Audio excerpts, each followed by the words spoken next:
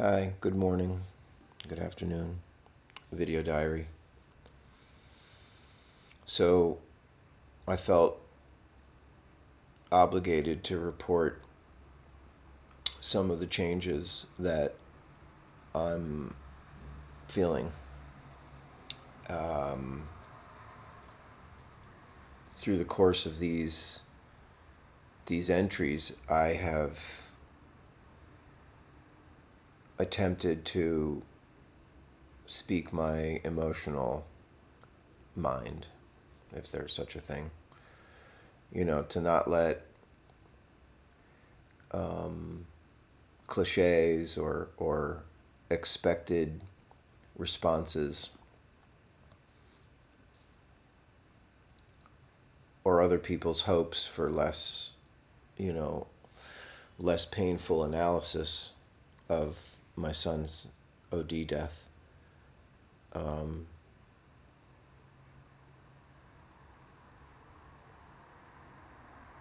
just let my own feelings emerge, and those feelings have been on a spectrum of anger. I've been really mad. I was really mad. I was for weeks just shouting at him, calling him really bad names, and it would just come out of me because I'm so angry. Was so angry that he would even um, approach this. That this would even get close to this, let alone happen. You know, to have your child decide to use heroin and end his life.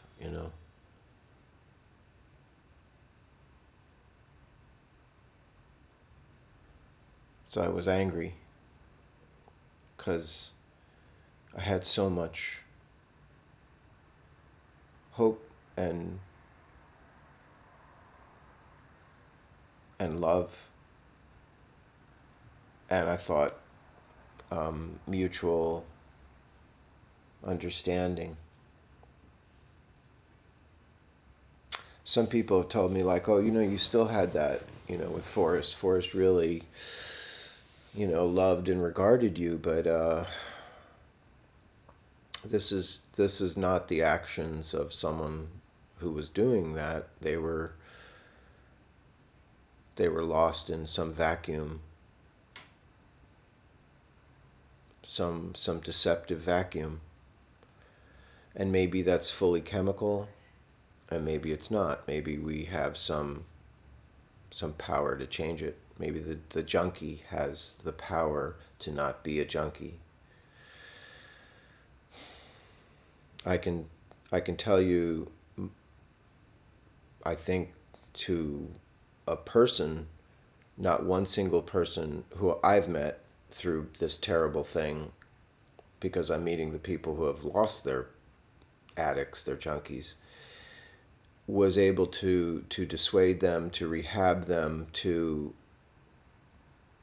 change their minds.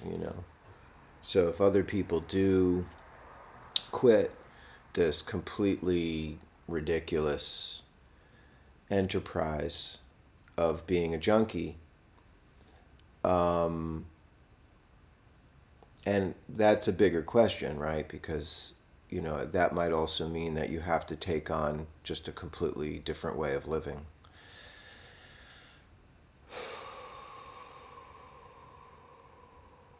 I mean, are we really debating this? Um, isn't the point of life to be happy, to be fulfilled, to see the things that you have started flourish? to respect life.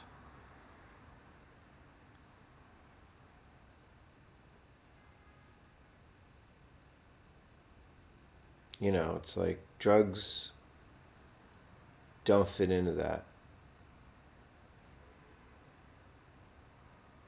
I don't class all drugs the same. Like marijuana, I just don't classify the same way as I do heroin, speed, crack, and I do include alcohol and tobacco because I think those are truly the gateway addictions.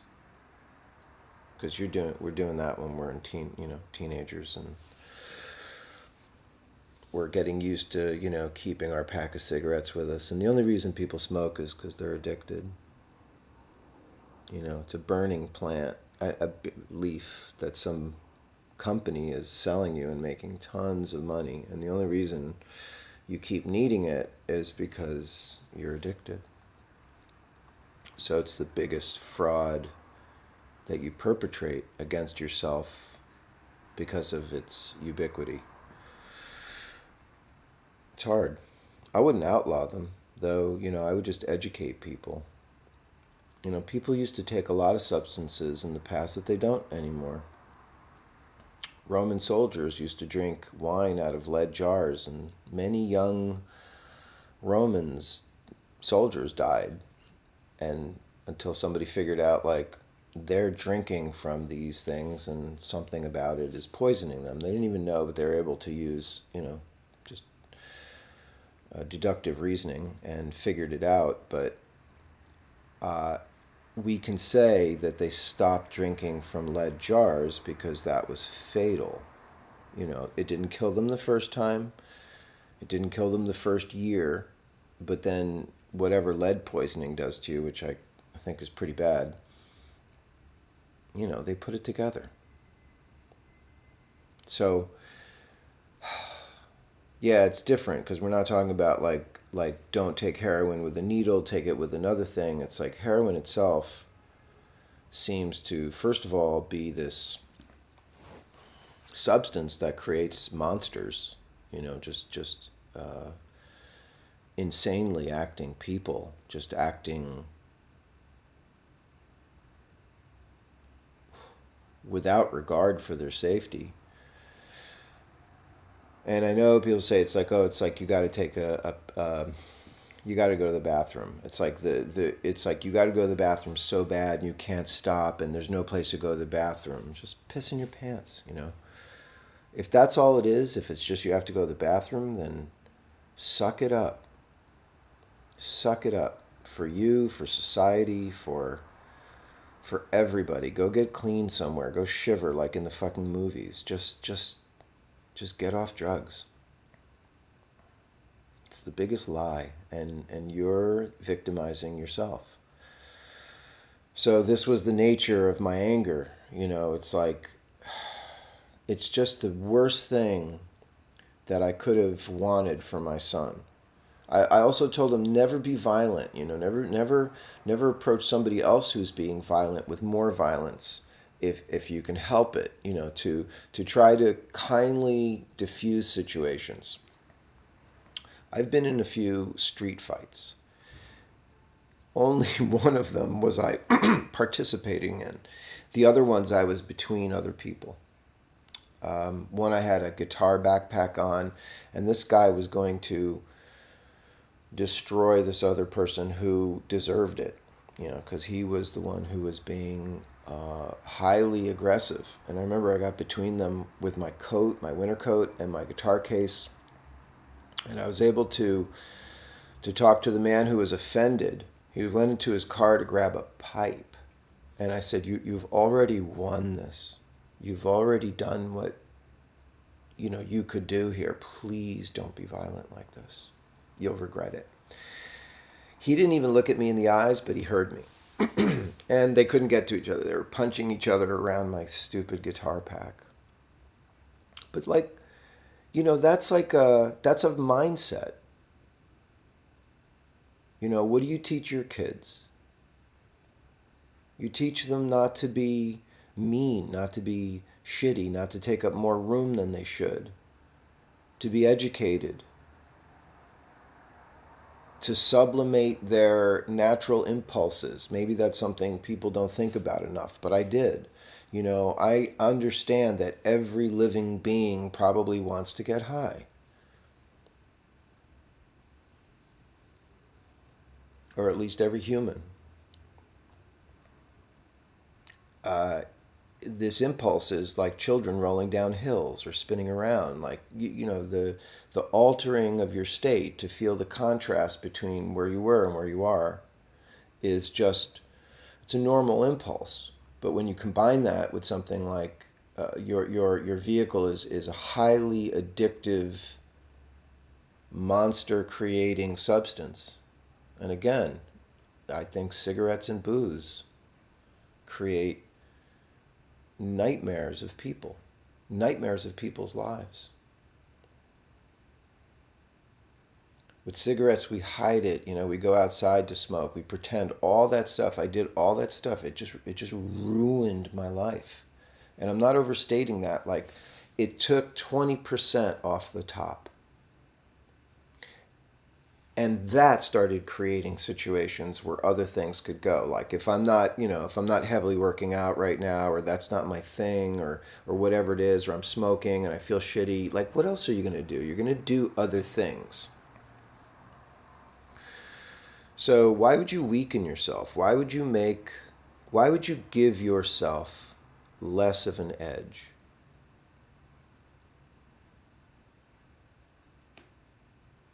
And the edge isn't to compete against others, it's to experience as much as you can, to learn as much as you can, so that you can share that, so that you can learn the right things, so you can share the right things.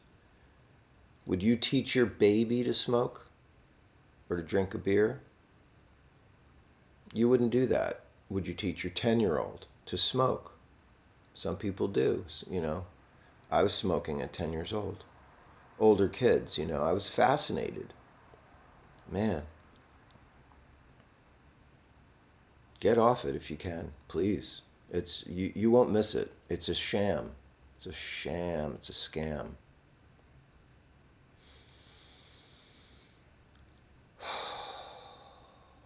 I think it's important because it's about the larger issue of addiction and how you deal with that in your life.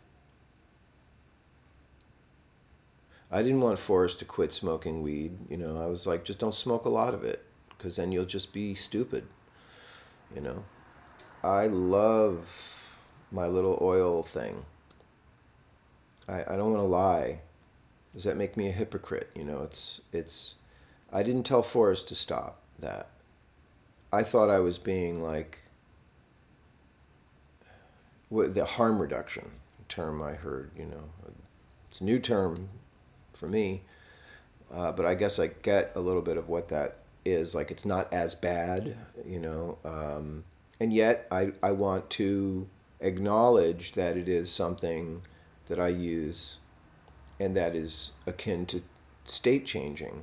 Although I'm very private and light about it, I'm very controlling. It's part of my addiction behavior.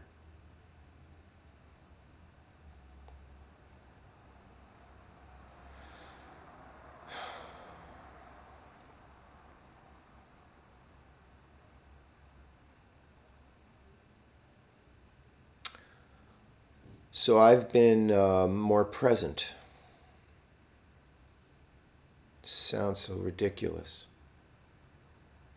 Like I listen to the way I feel, like the pains in the various part of my body, the reality of my emotions. I caught myself being lighthearted with some of my colleagues, like off-colored fun and making them feel buoyant, taking their levity on. I haven't done that because I have been, secretly sworn to never be happy again because of what he did. Because if I accept life, on a, like I said, I'm either going to go up or down. If I accept and embrace life for its beauty and its goodness and its potential and its value, then do I forgive, forget, move on? I mean, that's what's, I know, yeah, obviously. But I don't want to let go of the fact that this is wrong. This is just a categorically bad thing to do.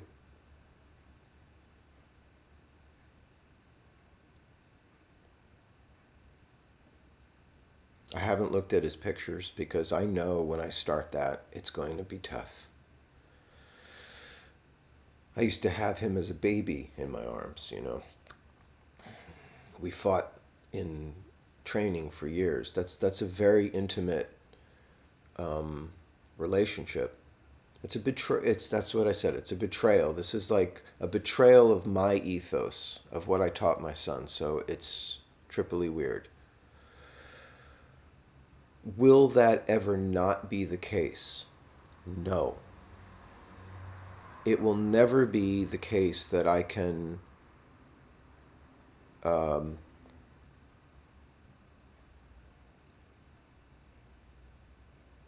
what is it? It's not forgiveness, but excuse away. I just don't think he needed to go back to that. And I guess, maybe I misunderstand heroin, but I don't misunderstand addiction. And if it was just a mistake, he had a few months to correct it, if not more. And he kills himself. And I never get to see him again and enjoy him for the rest of my life. So it's not a situation where I have a lot of wiggle room to feel good about those basic facts. And I don't want other people to do this either. And again, I don't care if you do on some level. It's like if you're going to kill yourself using drugs, you're just stupid. Or rewritten. Your hardware is rewritten. You're killing yourself. It's like the antithesis of our primary objective, which is to protect and advance the organism. So I don't get it.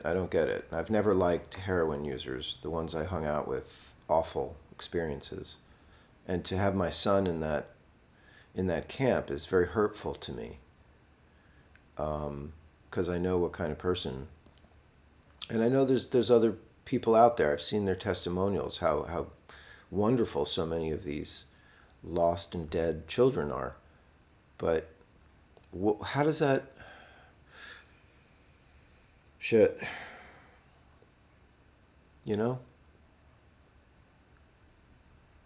If I'm too polite about it, if I'm too like, oh, you can't, then you won't survive. Then you won't live. It's foolish, destructive, harmful behavior. And no matter how good the high is, like if you're willing to be dead, if you're not willing to be dead, then your willful ignorance is no excuse. Then you are being foolish. And it's hard for people to care about that. People are offended by that. They're offended when they see beautiful, healthy people running off of the edge of a building to their death. Like, that's what it's like to watch this, except in a more protracted and agonizing way.